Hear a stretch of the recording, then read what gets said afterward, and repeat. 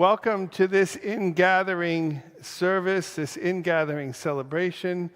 Why don't we take a moment to say hi to each other? Do me a favor and make eye contact with someone you didn't come here with and who you don't live with, and tell them, I'm glad you're here. Just tell them, I'm glad you're here.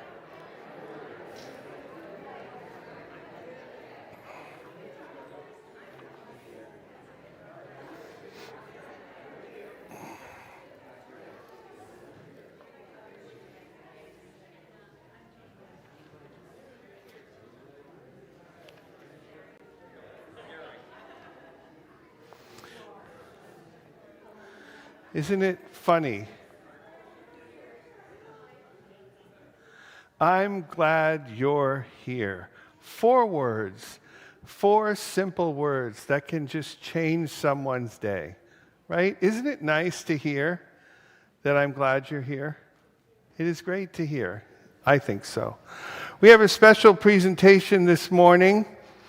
I have heard through the unofficial Emerson grapevine that a beloved couple of this congregation has recently celebrated their 60th wedding anniversary. Exactly. That's worth a woo, don't you think? Woo! So I would like to publicly humiliate David and Ann May. We have crowns, one for you, David, one for you, Ann. Thank you very much.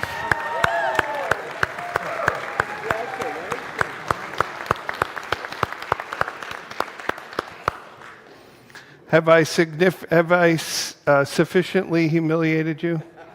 Yes. Okay, good. I don't want to go overboard, and I think you look beautiful. And I'm glad you're here. Such a simple thing to say to people. I'm glad you're here. Today is our ingathering and our water service. And I know, and we'll be talking about the water service, I know that this is not a normal thing here, so we're going to ease into it. The other thing we have is our opportunity fair, which you probably could not have missed outside. I would like to tell you about the opportunity fair. First question that I get from people is, what's an opportunity fair? Oh, it's just a volunteer fair. Well, okay, but it's really not. And I'd like to tell you why I call it an opportunity fair. When at my home congregation in Greenville, South Carolina, I can't tell you how much personal growth I got working for the church, with the church, leading the church in certain ways, and participating in activities with the church. I brought what I learned, and I brought my personal growth into all areas of my life: my family, my friends, my professional career as a leader in the bank that I worked at for a long, long, long time. And a lot of my personal growth came from working through church. I was stretched in ways that I wasn't expecting to be stretched, and I was able to grow and helped to grow.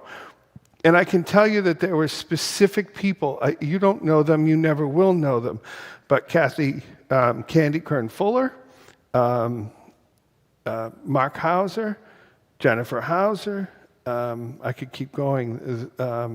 Lots and lots of people at Greenville who I learned from. And I want you to have the same opportunity that I had.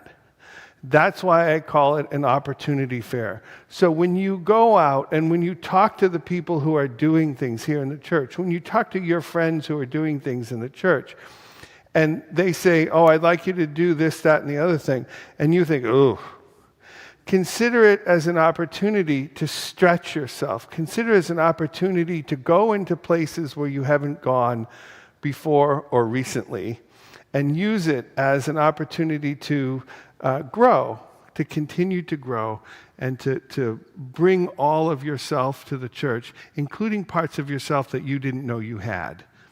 So I would, that's why I call it an opportunity fair. That's what I would like you to look at it as you go out there, because remember, our mission here is our beloved community of faith and reason and affections welcome all to grow in mind and spirit as we build a better world.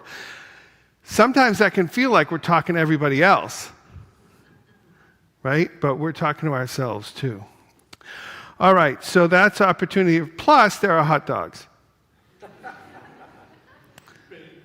Right, exactly. Yes. So there's an opportunity right there. One last thing, if you're still new around here, you were probably offered a kit, as a welcome kit as you walked in. If you weren't, please see me or see anybody after services. We'll get you a welcome kit. And in that welcome kit is a yellow card. The yellow cards are also in the pews. If you're interested in knowing more about us, or if you're interested in us knowing more about you, if you fill in the yellow card, we will put you on an email distribution list, and you will get, we promise, 2 emails a week, not 40, 2 emails a week from us telling you what is going on here and what opportunities you might have for your own personal growth. So that's all we have for announcements today. We now welcome you to the formal part of our service with our choir, who is going to perform the prelude this morning. Big choir. Good for you.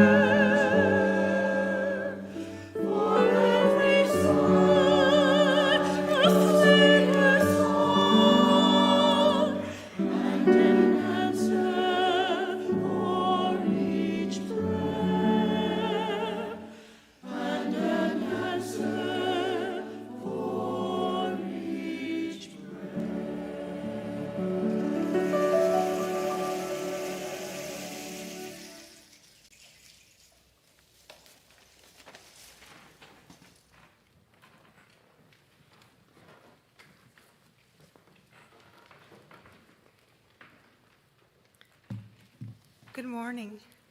Morning. I'm Alejandra Posada, the worship associate today. As we gather in community, we look within ourselves and to each other for strength, restoration, and inspiration, so that as we journey together, we catch the spark of the eternal Spirit, and from that spark, we light our chalice flame. Lighting the chalice flame symbolizes to all that the spirit of our congregation is strong, and that our will to transform ourselves and the world is also strong. We light the flame with gratitude.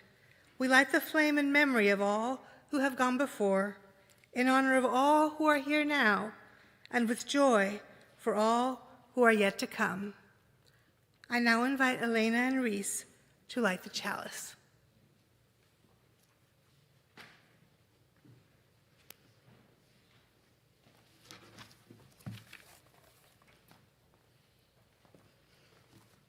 As Reese lights our chalice flame here in the sanctuary, I invite those of you joining us from home to light a candle or chalice of your own. Our chalice lighting words this month are from Reverend Amy Carol Webb. Reverend Webb is a songwriter, musician, and minister of the Rivergrass UU congregation outside of Fort Lauderdale, Florida, which she has served for the past 10 years. Please join me in reading these words together as they appear on your screen. We mate in the spaces between us, the apparent void teeming with you and the I that overlap. is one sacred living moment.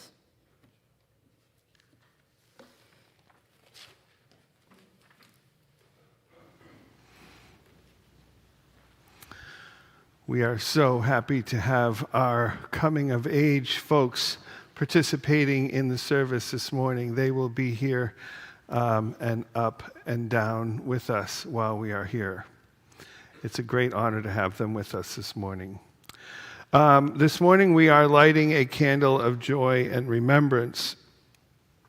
We are lighting it for the disaster at Appalachia High School in Winder, Georgia, where this Wednesday at 9:45, a young man, a 14-year-old boy, killed 4 people and injured another 9. The names of the 9 have not been released, but the names of the 4 that he killed have been released. I'd like to read them here as I light our candle of joy and remembrance.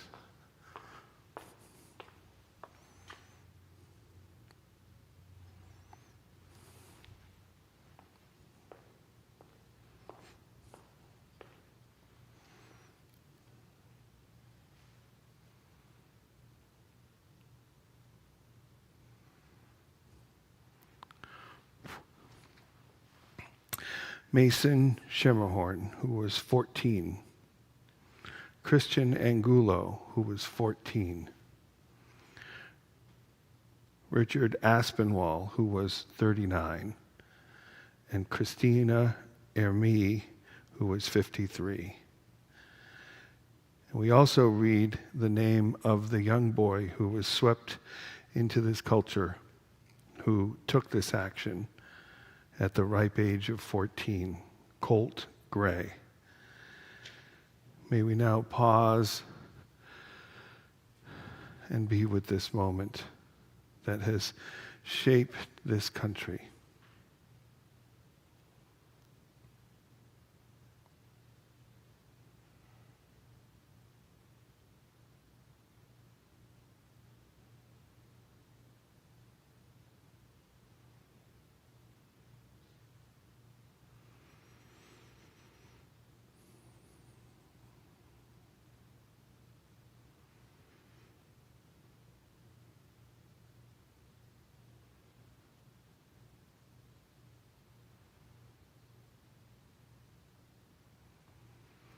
Let us carry this pain with us as we live through the rest of our week and our month and our year.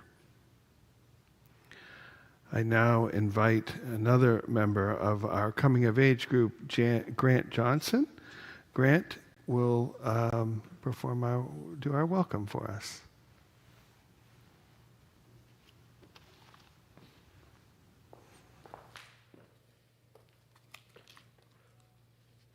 Welcome. As we work to create beloved community, we will welcome all who would join us in building a better world with more love, more justice, more peace. We welcome all who would join us in growing in mind, heart, and spirit. We welcome all who would join us in tearing down systems of oppression of all kinds. We welcome all who would join their purposes to ours in loving spirit of right relationships. Please join me in our welcoming. The words are on the screen. Whoever you are, wherever you come from, wherever you find yourself in your life's journey, whichever your pronouns, whether you've walked or rolled in or dialed in, whomever you love, you are welcome here. Thank you.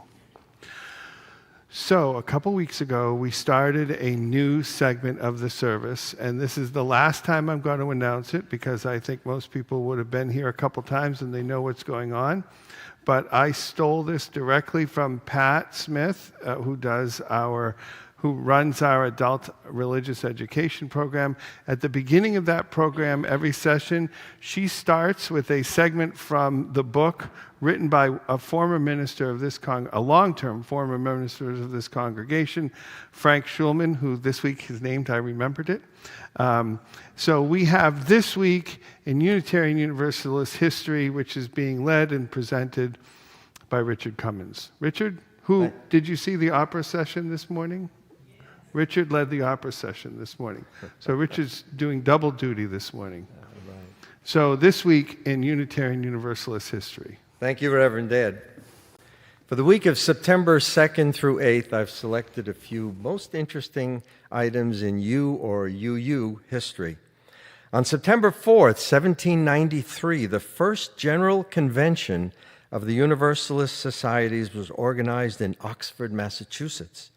It included delegates from Massachusetts, Rhode Island, New Hampshire, Vermont, Connecticut, and New York, but continued to expand as new states came into the Union. Rechartered in 1942 as the Universalist Church of America, its business sessions became known as the General Assembly. In 1961, the General Assembly voted to consolidate the Universalist Church of America with the American Unitarian Association, forming the Unitarian Universalist Association, whose full business sessions are still called the General Assemblies. In 1848, Lewis Howard Latimer, an inventor, was born in Chelsea, Massachusetts. One of the founding members of the First Unitarian Church of Flushing, New York, he was the only African-American member of the Edison Pioneers, Thomas Edison's engineering division of the Edison Company. Latimer was responsible for preparing the mechanical drawings for Alexander Graham Bell's patent application for his telephone design.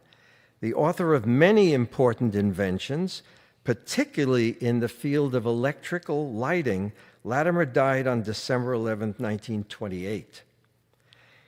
In 1965, Albert Schweitzer, a medical missionary and Nobel laureate, died at age 90. He was an honorary member of the Church of the Larger Fellowship, Unitarian. And lastly, on September 6, 1847,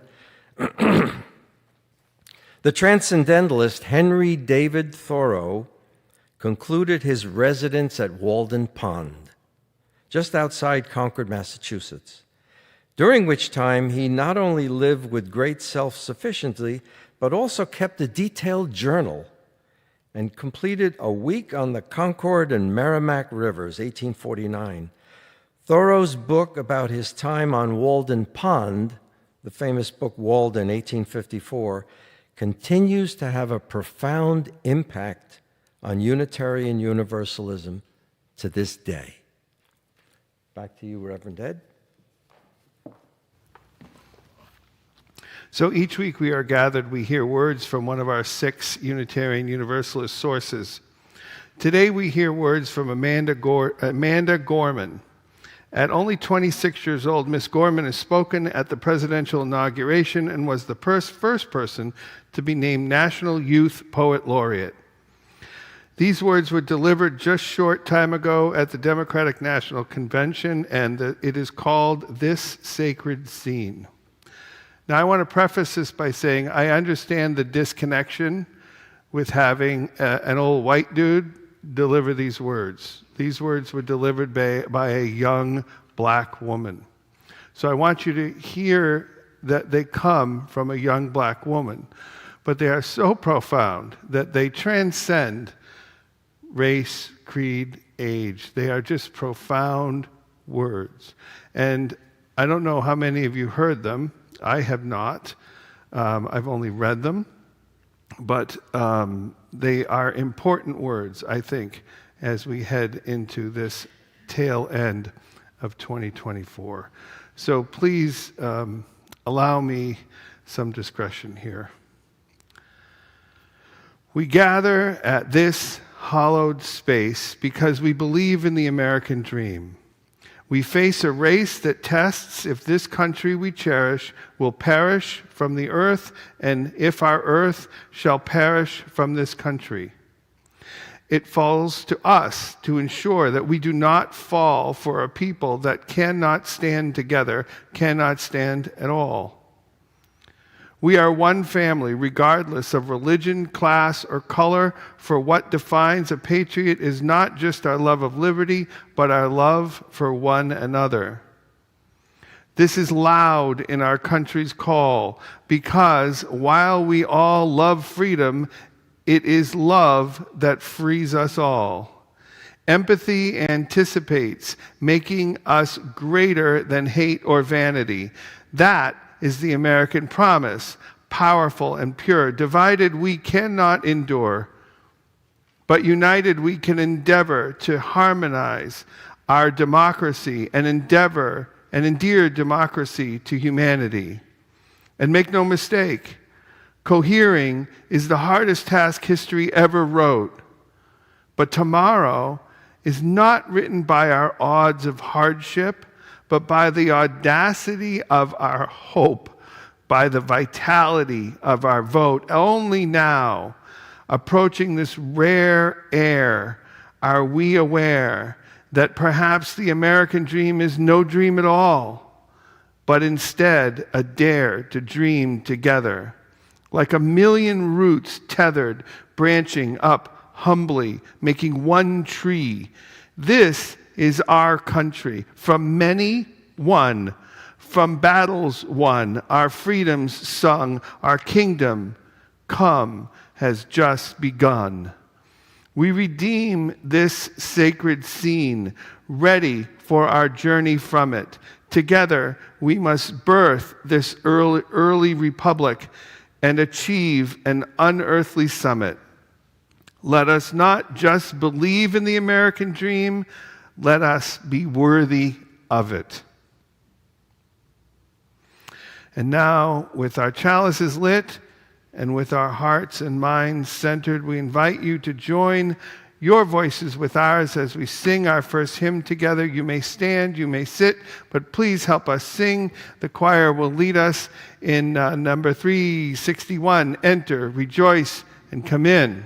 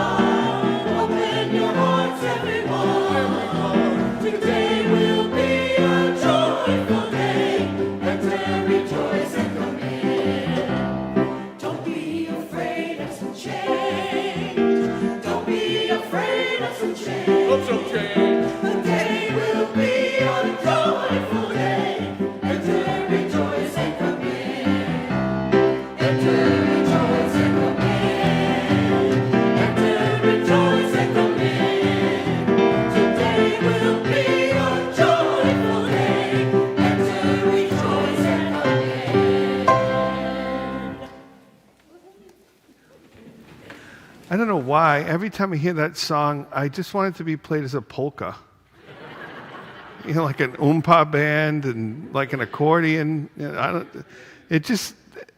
that needs some dancing, doesn't it? That song needs some dancing, doesn't it? It's a good song.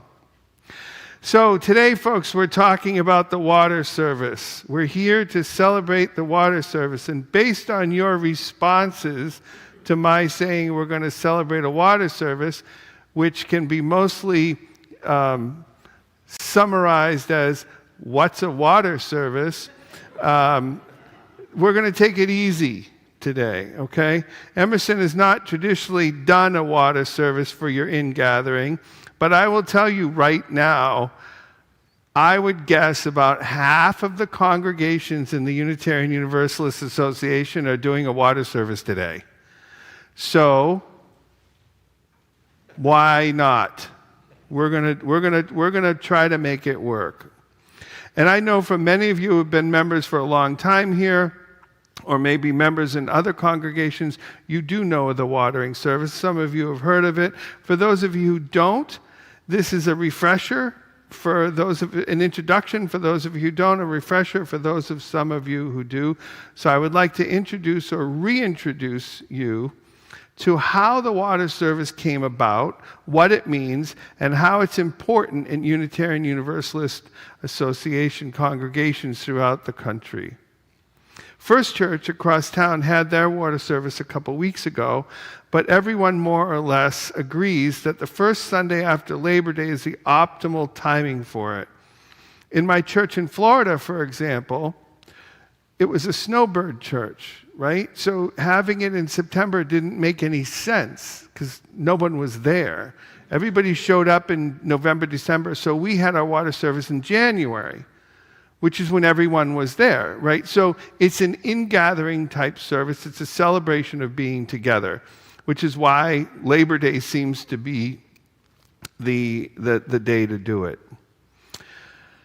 So here's how it came about. In 1980, so it's not that old, in 1980, two Unitarian Universalist women, Carolyn McDade, who wrote a ton of the hymns in your hymnal, and a woman named Lucille Shuck Longview, were asked to create a worship service for the Women in Religion Continental Convocation of Unitarian Universalists.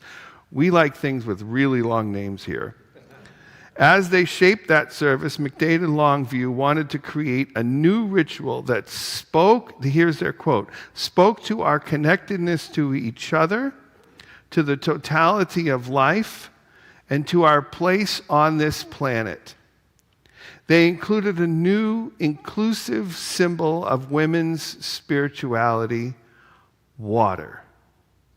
They write, "Water is more than simply a metaphor. It is an elemental and primary calling forth feelings of awe and reverence. Acknowledging that the ocean is considered by many to be the place from which all life came on this planet, it is the womb of life, and that amniotic waters surround each of us prenatally. We now realize that this worship service was for us a new story of creation. We chose water as our symbol of empowerment." The November service, first held in East Lansing, Michigan, was called "Coming Home Like Rivers to the Sea." Its creators, McDade and Longview, enacted their ritual in the liberating space of a semicircle around a large earthenware bowl. They asked 8 different women, each coming from around different places, to bring a little bit of water, which they did. Water from rivers, water from the rain, water from the ocean. They were all poured into the earthenware bowl as each bearer described why the water was significant to them. As the ritual continued, says Carolyn McDade, waters deepened in meaning for us, just as water deepens during its long and winding journey to the sea. So today, consider today a practice run for this time next year. Okay? I know you didn't bring water. What we do, if you're used to having annual water ceremonies, what you're going to do is as you go about your days in the coming year, if something significant happens, let's say you go on a significant trip, or something happens that you really enjoy, or something happens that marked your life in maybe not so great a way. Let's say you spent time with a loved one who was dying. You can bring water from that, okay? Today, we know you didn't bring any water, so we have what I call stunt water. So what you're going to do is we're going to ask you, when we do the service, which is coming up, we're going to ask you to impart your own value on this water, all your own importance. Had you known to bring water from wherever it was that is important to you, this is why that water would have been important. Because the important part is not the water, it's why the water is important to you. So this is a practice run for next year, in a way. And I'll tell you more about the water service, and we'll participate in the water service coming up. But right now, I would like to invite Reese and Grant and Elena and Charlie from our coming of age, all four of you, right? All four of you, to deliver the children's story, which is Higgins, the Drop with a Dream, which, by the way, is animated here.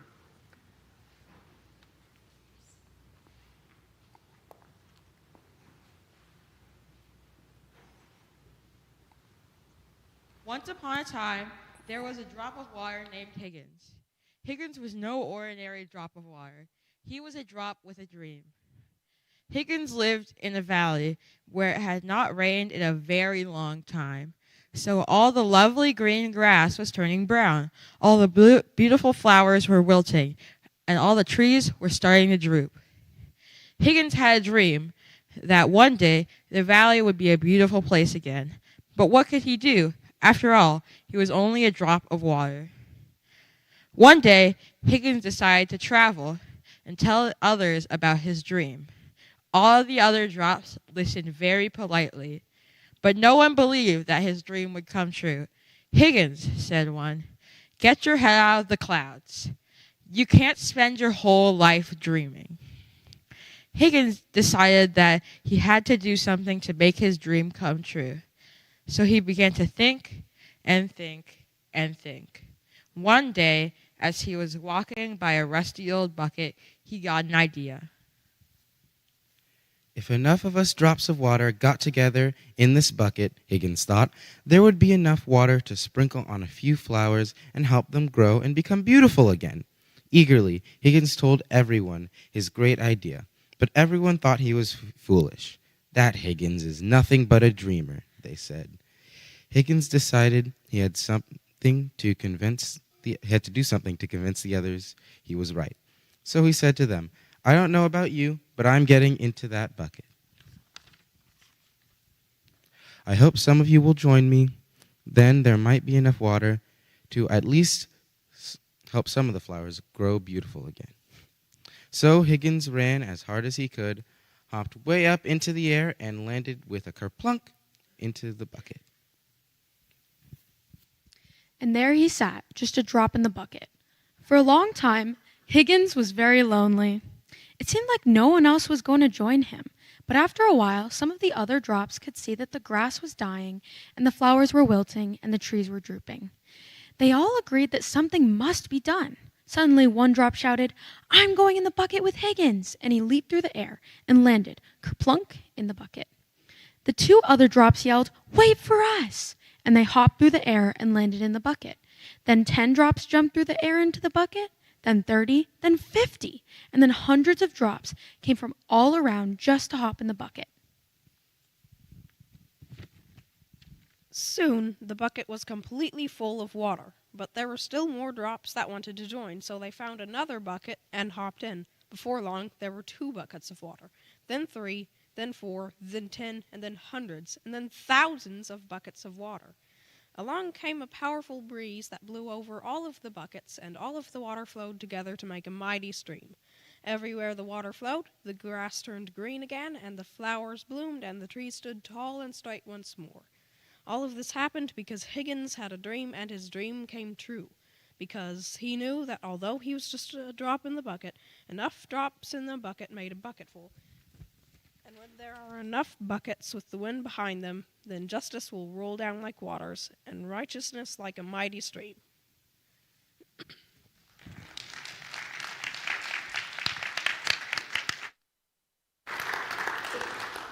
I just wanted to quickly point out how deep our community threads run.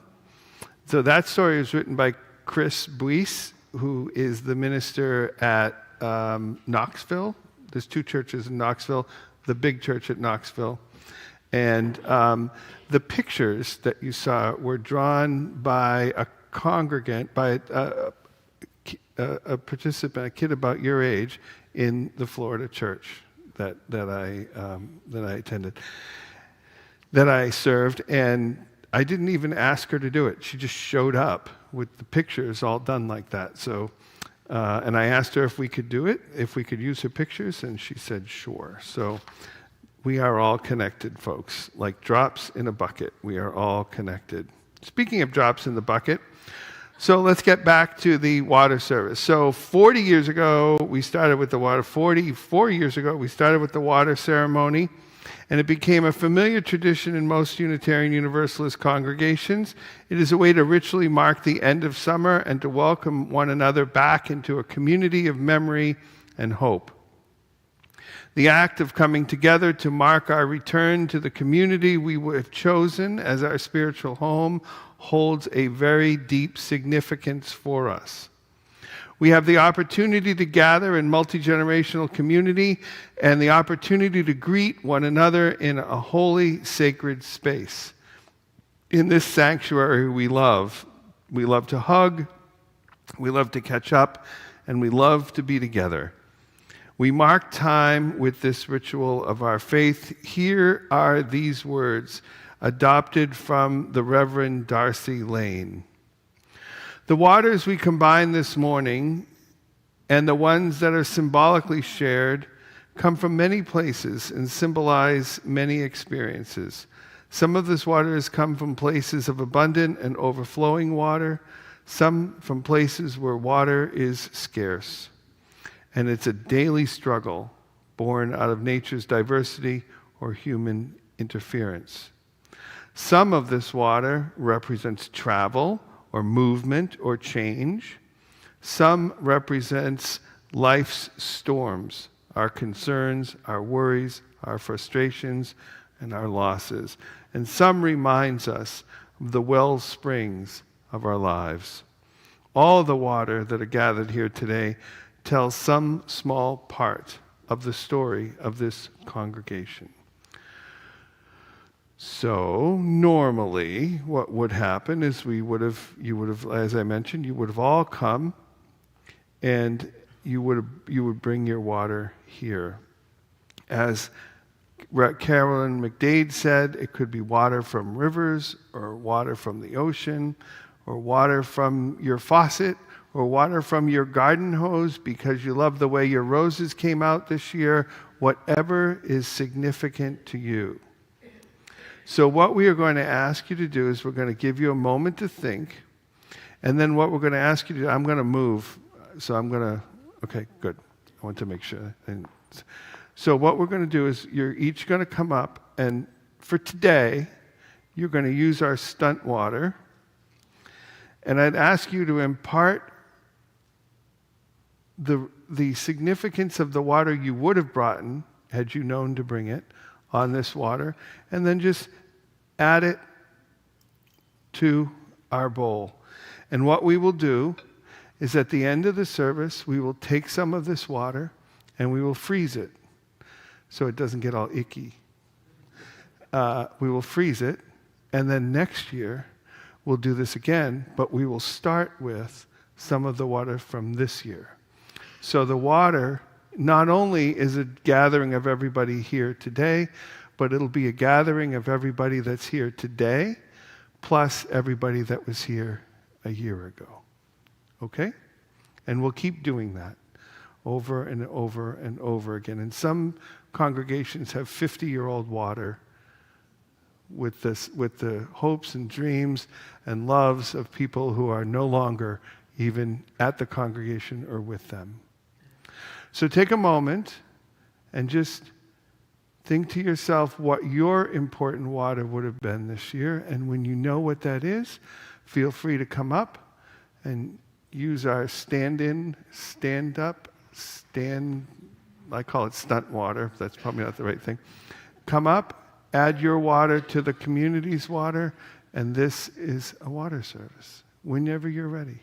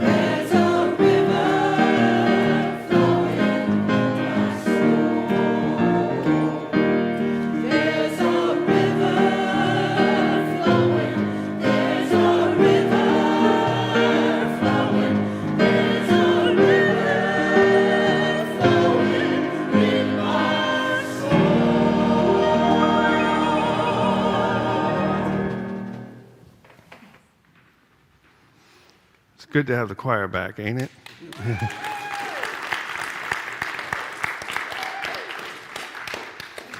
This water has been made sacred by the wishes we have put on it, by the love that it shared, by everything that it represents here with us in this congregation. Our joy, our love, our pain, our suffering, but it is everything we are together. It symbolizes everything we are together. And I hope this is a tradition that we continue as the years go on. And music, do we have music now? That was the music. Okay, sorry. I've lost track. I love that service. That was one of the earliest services I ever attended at a Unitarian Universalist church. And it just meant so much to me. 20-odd years ago, and here I am a minister. We bless this water as a symbol of the experiences that bind this congregation together as a beloved community. We celebrate the joy and the pain that it represents. We hold it symbolically sacred. And as I mentioned before, we'll take a small bit of this water and we'll store it till next year. And then we will sort of include this year's water in next year, and so on and so forth. May this water stand in our hearts as we roll on through our year. May we feel the connections that it represents. And may we feel the remembrance that it gives us. Like it or not, like some of you put memories that were not good memories here. We are both interconnected, folks, and we are commingled. And this water represents that. I now invite Alejandro Posada to bring us to our offering. Emerson collects an offering each week, like many other communities of faith, but our offering is not for our church, which is supported by the annual pledges of our members. We collect our Sunday offering to give to others, because we know that giving is both a transformative spiritual act and an important way to live our values. 75% of today's offering will go to our September Share the Plate recipient, the Women's Home. For over 60 years, the Women's Home has built communities that strengthen women and support families as they reclaim their stability, focusing on providing highly individualized services which build on an individual's capacity as a whole person, empowering them to overcome their own challenges. The remaining 25% of today's offering will go to Interfaith Ministries Meals on Wheels, which provides thousands of meals every day to Houston's homebound seniors.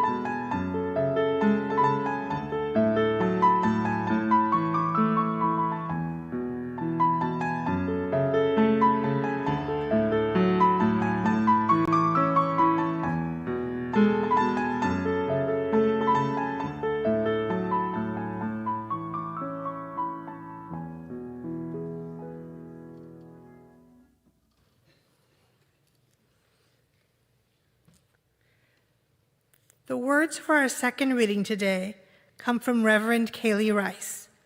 Reverend Rice served congregations in Michigan and Idaho over an 8-year ministry that ended with her retirement in 2012. Her words are entitled, "All Rivers Run to the Sea." It starts with a drop, then a trickle, a burble, a rush of water bubbling toward its destination, and finally the wide, endless sea. All rivers run to the sea.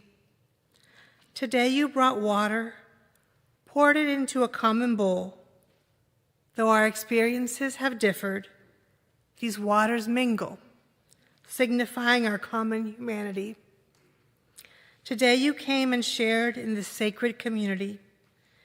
May you depart this sacred space, hearts filled with hope for new beginnings, a fresh start.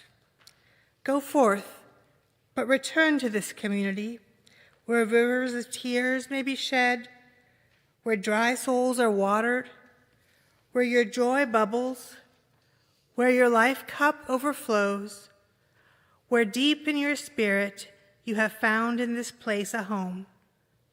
All rivers run to the sea. And now we have a special musical presentation by our choir. This piece is called Our Faith is a Simple Faith, and it was written by David Tamulovich.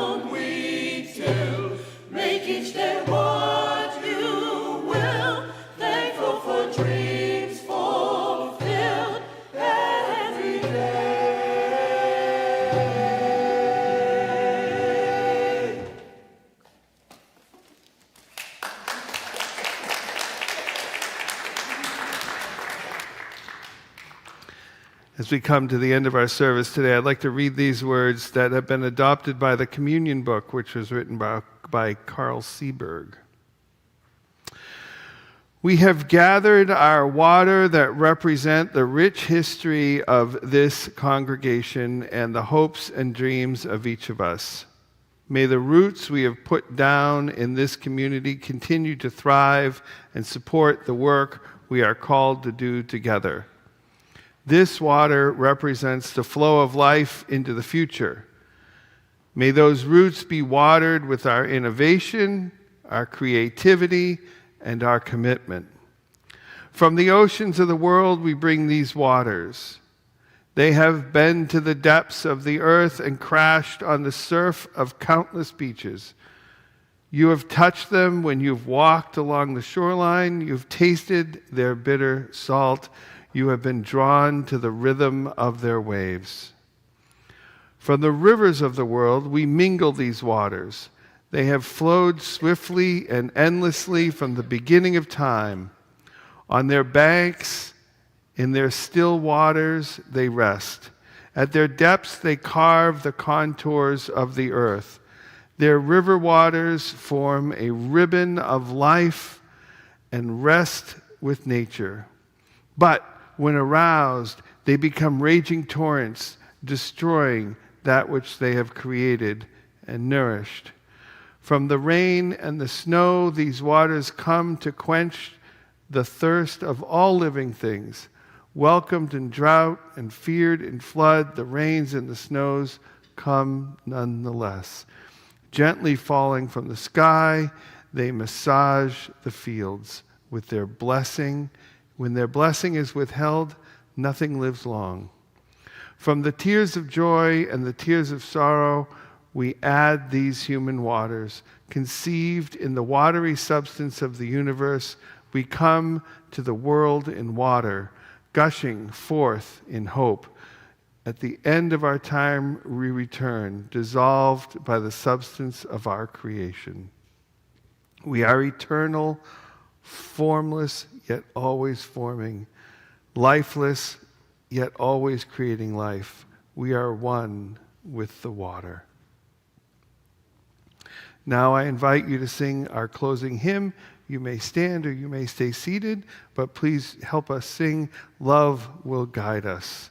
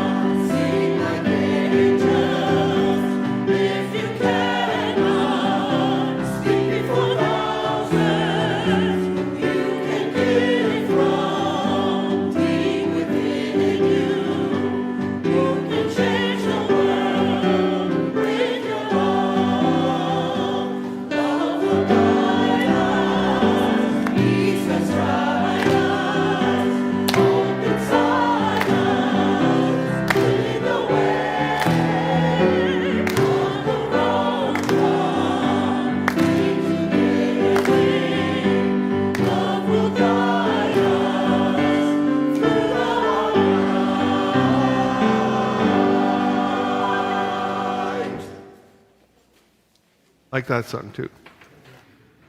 Each time we come together, folks, we move. We move with the words we hear. We move with the music we hear. We move with the light of our chalice, which, like us, flickers and flutters from side to side, moving constantly, yet tethered to our sources. I would invite, I think it's Grant or Reese. I would invite Reese to come forward and extinguish our chalice now, not as a symbolic ritual, but as a practical ritual. We do this because the flickering and fluttering light of our congregation is carried within us here. Yes, go ahead. I was just worried that I hadn't told you how to extinguish it, and I thought you might try to blow it out or something, but good job. I forgot where I was. We are so grateful for your presence this morning, which is absolutely true. And I never said hello to everybody joining us on YouTube. Good morning, everybody. Can everybody just say a hello to everybody joining us on YouTube? Is that possible? Good morning. I'm sorry if you can't see us, but everybody waved hi to you. We love that you're here with us the best way you can be here with us. We're so happy to have you with us this morning. And we ask you and all of our folks here, there is no lunch bunch today. We are doing lunch bunch here. So you can head on out and have a hot dog. And then the rest of the food is like a scavenger hunt where you have to go talk to people who are giving you opportunities to stretch yourself out in the room. So I invite you now to hear our benediction. May we, in the course of our week to come, be able to feel the liberating freedom that this religious path we share. May our gods welcome us. May they challenge us to live up to our own expectations of ourselves, which are often the hardest expectations, whatever those expectations and wherever they may be. And may the world around us light up so we may see our way back to clarity and wholeness. Amen.